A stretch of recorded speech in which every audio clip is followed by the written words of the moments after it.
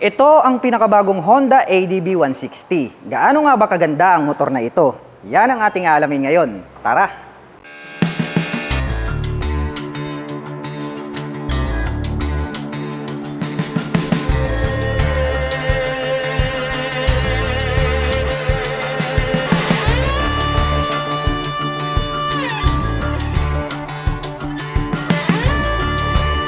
At ang kagandahan ng motor na to mga ka-LM, kitang-kita naman natin na mayroon po itong adjustable na windshield.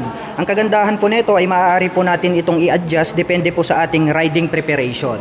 And then makikita naman natin dito na glossy type itong kanyang visor. And then nagkaroon po siya rito ng cutaway design kaya talagang very attractive niyang pagmasdan. At dito naman po sa gitna may makikita po tayo dito na Honda in white color. So minimalist decal nandirito sa gitna. At agaw pansin talaga mga ka-LM itong kanyang daytime running light. Ayan oh, ang ganda ng pagkaka-design. Napaka-thick, napakakapal. And then dito naman po sa ibaba nandirito naman yung kanyang main light. So sharp po yung edges nitong kanyang headlight. So talagang very attractive. Mayroon naman po ritong nakatatak na ADB. At dito naman po sa taas mayroon po ritong HSTC, also known as Honda Selectable Torque Control. So ang kagandahan po ng motor na to, mayroon na po siyang traction control. Para po sa mga hindi pa nakakaalam, ang traction control po ay nagbibigay po ng stability, higher stability para sa ating motorcycle pagdating sa mga cornering at madudulas na daanan. And then dito naman po sa ibaba makikita po natin itong kanyang front fender. Well, glossy black naman po yung pagkaka-finish nito, makapal. At the same time, napakaganda ng pagkaka-design. Naka-emboss tong part na to. And then, meron po ritong decal na ABS in white color. So, ang kagandahan naman po nitong ating Honda ADB is equipped na po siya ng anti-lock braking system. Ang kagandahan naman po nito, ito po ay nakakapagbigay ng smooth na braking power. Pagdating po sa mga sudden stop or sudden brake, nothing to worry about. Dahil nga po, ito po ang pinaka-safe na preno nowadays. At pagdating naman po dito sa kanyang braking system, makikita natin ito po ay equipped with power rotor disc brake. Ayan oh, napakaganda nitong kanyang rotor disc brake mga ka-LM. At the same time, equipped naman po ito ng 2-pot caliper na Nissin. Black color naman yung kanilang nilagay rito. And then pagdating naman po rito sa kanyang mags, ang color po nito is para po siyang dark gold. At pagdating naman po sa mga sukat ng gulong, ito po ay mayroong 110/80-14. At ang kagandahan ng motorsiklong ito mga ka-LM, napakaganda nitong kanyang semi-dual purpose pattern tires. Ayan no? So napapansin nyo naman mga ka-LM, ang motor kasi na ito is ideal for on and off-road condition. Kaya kung mapapansin nyo, napakaganda talaga nitong mga stock na gulong. And then pagdating naman po rito sa kanyang front suspension, ito po ay equipped with traditional telescopic fork. So silver naman po, chrome color yung kanilang ginamit rito. And then mapunta naman po tayo dito sa gilid. So napakamaskulado po nitong kanyang pairings dito po sa side cover. And then dito po may makikita po tayo rito na 3D emblem na Honda, which is chrome color yan. Very attractive sa ating mga mata. Dito naman sa bandang itaas, dito natin makikita itong kanyang turn signals. Ayan no? So anyway mga ka-LM, napakaganda rin ng position ng kanyang turn signals. And then pagdating pala sa kanyang lighting system, ito po ay equipped with LED. So LED na po lahat ng kanyang ilaw dito po sa harap hanggang dun sa likod. Ngayon naman ay mapunta tayo dito sa kanyang fully digital meter panel. Ayan oh, napakaganda rin ang pagkaka-design nitong kanyang meter panel display. Well, bubuksan lang po natin kasi ito po ay naka-keyless. So ito po yung kanyang selector. So isi-select lang po natin siya sa on. Ayan, so nagbukas na po itong kanyang napakagandang meter panel display. So dito po makikita po natin ang kanyang speedometer, fuel gauge, clock at marami pang iba. At pagdating naman sa mga indicator, mayroon po tayo ditong high beam and low beam, yung kanyang traction control at yung kanyang ABS. So pag ganyan po na nakailaw, meaning to say is working po sila very well. And then pagdating naman po sa kanyang manubela, ayan, so naka-tapered handlebar to mga ka-LM. So parang dark gold color yung kulay. At the same time, napaka-flawless niya tignan at napakaganda, napakalinis kasi nga naked handlebar siya. And then dito naman makikita natin dito itong kanyang high beam and low beam. Nandito yung kanyang horn at ang kanyang turn signal selector. At dito naman po ang kanyang rear brake. Dito naman po sa kabila, nandito naman po itong kanyang auto stop start system. So anyway, para sa mga hindi pa nakakaalam mga ka-LM, ito po ay isang napakagandang features pagdating po dito sa ating Honda ADB 160. Kasi nga po ang auto stop start system ay nag-automatic po na namamatay ang engine ng ating Honda ADB. At the same time, kapag inyo pong inactivate ang inyong throttle ay agad pong magbubukas ang ating motorcycle. So ganoong paraan po ay nakakasave po tayo ng more fuel at the same time lesser emission. So yun po yung advantage nitong ating auto stop start system. And then mayroon din naman po tayo ditong hazard selector and then pong ating electric starter. At dito naman po ang ating front brake lever. At pagdating naman po rito sa kanyang side mirror mga ka-LM, makikita natin na parang camel type yung nilagay nila rito. So hindi mo na kailangan magpalit ng side mirror kasi sa stock pa lang napakaganda na. Ayan, kung mapapansin nyo may mga edges dito. And then mapunta naman tayo dito sa kanyang glove box. So itong part na to mga ka-LM, itong naka-emboss na to, anyway, ito po yung kanyang glove box. So itutulak lang po natin yan, ipe-press lang po natin and then boom, ayan, nagbukas na po siya. So makikita naman natin dito, syempre ang kanyang glove box storage. So napakalaki mga ka-LM, oh. Pwede po tayong mag-store dyan ng cellphone, especially syempre yung ating mga gloves. And then dito na lang din po natin makikita itong kanyang USB charging port. Ayan, so mayroon na po siyang built-in na USB charging port. At para naman po sa mga kababayan natin na mahilig mag-long rides, well, nothing to worry about kapag nalobat ang inyong mobile phone. Dahil pwede na po kayong mag-recharge ng inyong mobile phone anytime you want. At dito naman po sa kabila mga ka-LM, makikita natin dito ang kanyang ignition. At ang kagandahan po niyan ay equipped na po ito ng keyless system. Kaya kung inyong mapapansin, nandirito po yung kanyang susi. So papindot-pindot ka na lang para ka na lang nagre-remote ng TV. So ganun lang po ka-easy and then less hassle free na po kapag ikaw po ay magbubukas ng inyong scooter. Dahil nga po, remote na lang po yung inyong ipipindot at mag-a-activate na po ito. And then dito naman po sa selector, makikita po natin dito yung kanyang fuel selector at yung seat opener. So included na po siya sa kanyang key ignition. And then dito naman po sa gitna, makikita po natin dito itong kanyang fuel cap. So since ito po ay keyless na, makikita po natin dito yung kanyang selector. So isi-select lang po natin dito, ilalagay lang po natin dito sa set and fuel. So anyway, ito po yung selector kung ano po yung gusto mong buksan. So titignan po natin ngayon, bubuksan po natin itong kanyang fuel cap. So ito po, press lang po natin itong fuel. Ayan.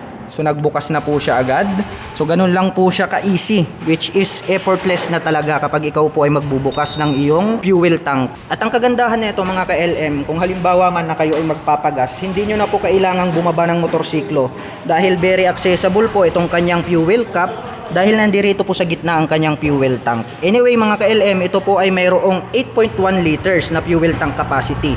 Kaya talagang malayo na yung iyong mararating sa isang full tank. At pagdating naman po dito sa kanyang footrest, makikita natin mga ka-LM na napakahaba nitong kanyang footrest. At ang kagandahan niyan, mayroon din po siya ritong footrest extension. Ngayon ay susubukan nating sakyan para makita natin. Ayan, so yung sukat ng aking paa, which is fit na fit dito sa kanyang footrest mga ka-LM. The same time, kapag kayo po ay nangangalay dahil po sa layo ng biyahe, maaari po nating i-extend dito po sa kanyang extend footrest. Ayan, oh. At ngayon naman mga ka-LM ay susubukan nating sakyan ang Honda ADB 160 para malaman natin kung gaano nga ba ito kataas. Ang ating Honda ADB 160 ay mayroon pong 780mm na seat height. Anyway mga ka-LM, ang aking height is just around 5'6". So makikita nyo naman, lapat po yung aking foot below the ground. So hindi po tayo nahihirapan dito. At least comfortable po ito sa mga 5'6" in height. Para naman po dun sa mga kababayan natin na hindi masyadong katangkaran, maaari po tayong mag-adjust ng ating rear or front suspension. At pagdating naman po dito sa kanyang side cover mga ka-LM, napakaganda niyang pagmasdan dahil nagkaroon po ito ng 3-tone color combination. So parang dark silver dito sa taas, white po rito banda, at the same time parang chrome color dito. So kung mapapansin nyo, talagang napakaganda ng kanyang effect. At dito naman natin makikita itong footrest para po sa ating backrider. So aluminum po yung ginamit nila rito, chrome color. So napakaganda, oh. Talagang pinag-isipan nila yung design. At the same time dito po sa baba, nandirito naman po itong kanyang side stand engine cut-off switch. So ang kagandahan po nito mga ka-LM, kapag naka-engage po itong kanyang side stand ay hindi po mag-a-activate ang ating scooter. So ang kagandahan po niyan, maiiwasan po natin na madisgrasya dulot po ng side stand kapag naka-engage. At dito rin po natin makikita ito pong kanyang center stand. At pagdating naman sa engine mga ka-LM, nagkaroon to ng two-tone color combination. So may naka-engrave dito na Honda in black color dito po sa kanyang side cover ng engine, and then along with silver color, very attractive. At ito naman po yung kanyang air filter. So black color naman po ito na matte. At nakalagay naman po rito is ASP Plus, or meaning to say ito po yung Enhanced Smart Power Plus. So pag sinabi po natin na ASP Plus, automatic naka 4 valves po yan. And then dito naman po sa ibaba may makikita tayo dito na 164 valve, ayan. And then dito naman po sa kanyang side cover, makikita natin dito sa white background na to is nakalagay po rito is ADB 160, which is 3D emblem po yan na parang gold color. Ayan, talagang very attractive sa ating mga mata. At pagdating naman po dito sa kanyang grab bar, napakaganda rin ang pagkaka-design nito, sturdy feels. And then matte black naman po yung kanyang kulay. At pagdating naman po rito sa likod, napakaganda nitong kanyang tail light, kitang-kita natin mga ka-LM na mayroon po itong X design, kaya talagang very attractive. On top of that, may nakalagay po rito na Honda in white color. Well, balik tayo dito sa baba, napakaganda ng design nitong kanyang rear fender. And then dito natin makikita itong kanyang turn signals, ayan, naka-LED type na yan mga ka-LM. And then dito po sa gitna, mayroon po itong reflectors. And then meron na din po itong plate light. At ito naman po ang ating plate holder na pwede po nating paglagyan ng ating plate syempre. At pagdating naman po sa kanyang rear suspension, ayan, napakaganda mga ka-LM, dahil ito nga po ay equipped with dual sub-tank shock absorber. At the same time, Showa brand yan mga ka-LM, bigatin. And then very attractive talaga sa ating mga mata kasi kung mapapansin nyo, itong kanyang tank or itong baso is gold color. And then ang ganda ng color combination kasi silver dito sa top. At the same time yung kanyang coil spring is matte black color. And then mapunta naman tayo dito sa kabila. Pagdating naman sa kanyang braking system, makikita natin na ito ay equipped with flower rotor disc brake. Napakaganda mga ka-LM. At the same time along with single pot caliper, matte black color naman yung kanilang ginamit. At pagdating naman po sa mga sukat ng gulong, ito po ay mayroong 130/70-13. At very attractive din talaga, very agaw pansin talaga itong kanyang muffler mga ka-LM. Talagang napakaganda ng pagkaka-design, para po itong cannonball ni Laila. Ito po yung nagsisilbing hawakan. Anyway, nagkaroon po dito ng dual tone color combination. Yung kanyang tip matte black, ito pong kanyang cover is matte black din. And then itong part na to is alloy, which is ito naman po is chrome color. So ang ganda ng pagka-color combination nitong dalawa. And then dito naman po natin makikita itong kanyang radiator cover. So matte black color po ito. And then nasa ilalim naman po niyan yung kanyang radiator. So meaning to say mga ka-LM, ito pong ating Honda ADB 160 ay equipped with liquid cooling system. So napakaganda niyan dahil nga po pwede po siyang magbabaran sa gitna ng biyahe, maghapon magdamag. Ang liquid cooling system ay more reliable pagdating po sa mga mahahabang biyahe. At mapunta naman po tayo dito sa kanyang upuan. Ayan, very attractive itong kanyang upuan mga ka-LM. At the same time, nagkaroon po siya ng premium looks or premium feels. Dahil kung mapapansin nyo mga ka-LM, napakaganda nitong kanyang pagkakatahe. At the same time, leather type po yung ginamit nila rito. And then napakaganda rin hanggang dito po sa itaas. And then nagkaroon po siya ng design dito na parang bilog. At the same time, nagkaroon po ng partition dito. So dito po yung upuan ng ating rider at dito naman po yung ating back rider. Ngayon naman mga ka-LM, ay titignan natin ang kanyang underseat compartment kung gaano nga ba ito kaluwang. Well, since ito po ay keyless, so syempre isi-select po natin dyan kung ano po yung gusto nating gamitin. So sinelect po natin dito sa kanyang seat and fuel. So ipipress lang po natin itong seat. Ayan, so narinig nyo naman na nag-click. Meaning to say ay bukas na po itong kanyang underseat compartment.